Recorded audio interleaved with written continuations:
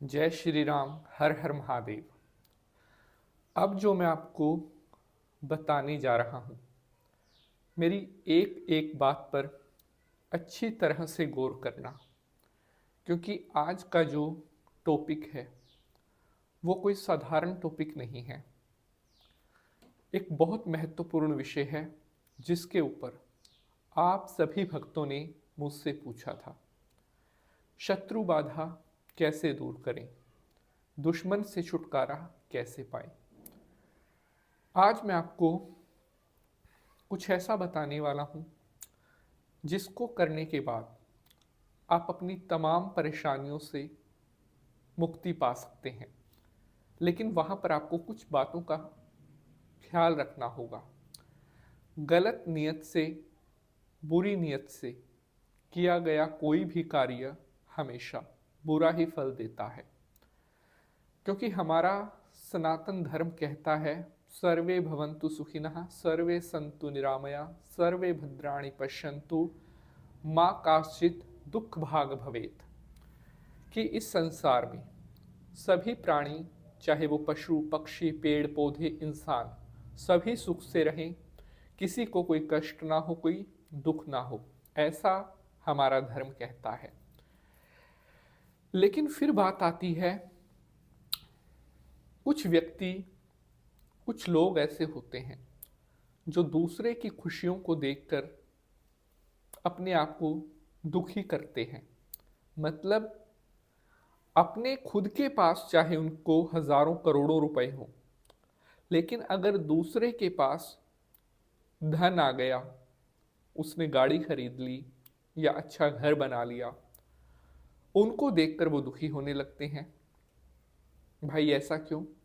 आपको तो परमात्मा ने सब कुछ दे रखा है, तो आप दूसरे से क्यों जलते हैं? और इसी जलन के कारण कुछ लोग तो इतने गलत मानसिकता के होते हैं कि दूसरों की खुशियों में आग लगाने से या दूसरों को दुख देने से, परेशानी देने से बिल्कुल भी नहीं कतराते। अब यहाँ पर एक प्रश्न उठता है कि अगर कोई जानबूझकर बार बार बिना वजह के हमें परेशान कर रहा है, तो ऐसे में हमें क्या करना चाहिए? क्योंकि शास्त्रों में यह भी लिखा है कि जो व्यक्ति स्वयं की रक्षा करने के लिए कोई उपाय, कोई काम नहीं करता, ऐसे व्यक्ति का पतन भी निश्चित होता है। तो इसीलिए शत्रु बाधा या दुश्मन बाधा के बहुत से ऐसे उपाय हमारे ग्रंथों में बताए गए हैं, जिन्हें अगर कोई व्यक्ति कर लेता है तो वो अपने बड़े से बड़े दुश्मन से छुटकारा पा सकता है। तंत्र मंत्र टोटके ये सब एक से बढ़कर एक फल देते हैं। आज मैं आपको शत्रु बाधा का एक ऐसा उपाय बताने जा रहा हूं जिसे अगर कोई भी करता है तो उसके दुश्मन की हार निश्चित है। आपका चाहे एक दुश्मन है, चाहे आपके 1000 दुश्मन हैं, इस उपाय को करने के बाद आपका दुश्मन घुटनों पर आ जाएगा, आपके सामने अपनी नाक रगड़ने के लिए मजबूर हो जाएगा। लेकिन मैं एक बात आपको हमेशा बताता हूं, ये जो उपाय होते हैं ये बहुत सावधानी से करने के होते हैं। इन उपायों को कभी भी अपने निजी स्वार्थ के लिए ना करें।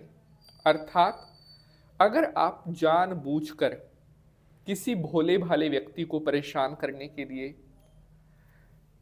कोई ऐसा व्यक्ति जिसने कभी आपका कुछ बुरा नहीं किया, जो कभी किसी को गलत नहीं बोलता, अपने काम में मस्त रहता है, ऐसे किसी भी व्यक्ति के ऊपर अपने खुद का कोई आपका रीज़न है, हमें नहीं पता क्या है, अगर आप अपनी खुद की किसी पर्सनल, कुछ भी कह सकते हैं, ये टोटका करेंगे तो इसका नुकसान आपको भुगतना पड़ सकता है। तो अब सवाल आता है कि इन उपायों को कब करें?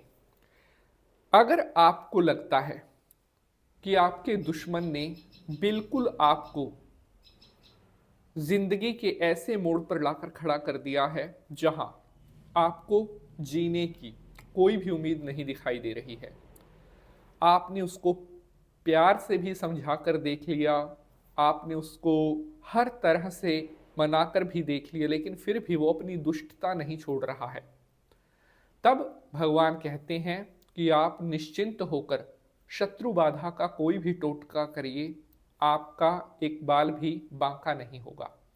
अगर आपके दुश्मन ने आपका जीना पूरी तरह से मुश्किल कर दिया है, आपकी राहों में कांटे बिछाने में कोई कसर नहीं छोड़ रहा है, तो आज मैं आपको नींबू का ये टोटका बताने जा रहा हूँ। इसको करने के बाद आपके दुश्मन हमेशा के लिए शांत होना शुरू हो जाएंगे। एक रिक्वेस्ट है, अगर एपिसोड पसंद आएगा तो इसे लाइक जरूर करना। तो मैं पंडित नितिन शास्त्री और आज के एपिसोड पर आपका स्वागत करता हूँ। आशा करते हैं आप सभी सुखी होंगे, खुश रहें, मस्त रहें। प्यारे बंधुजनों, इस उपाय को शनिवार की रात्रि में आपने करना है। कोई भी कर सकता है, चाहे वो मेल है, फीमेल है, पुरुष है, महिला है। एक पीला नींबू आपको लेना है। उस पीले नींबू के ऊपर आपने काले पेन के साथ अपने दुश्मन का नाम लिखना है। कितनी बार? 2 बार। उसके बाद आपने जहां पर नाम लिखा हुआ है उनके ऊपर लौंग लगा दें। दोनों जगह जहां नाम लिखा हुआ है उसके ऊपर 2 लौंग आपने लगा देनी है।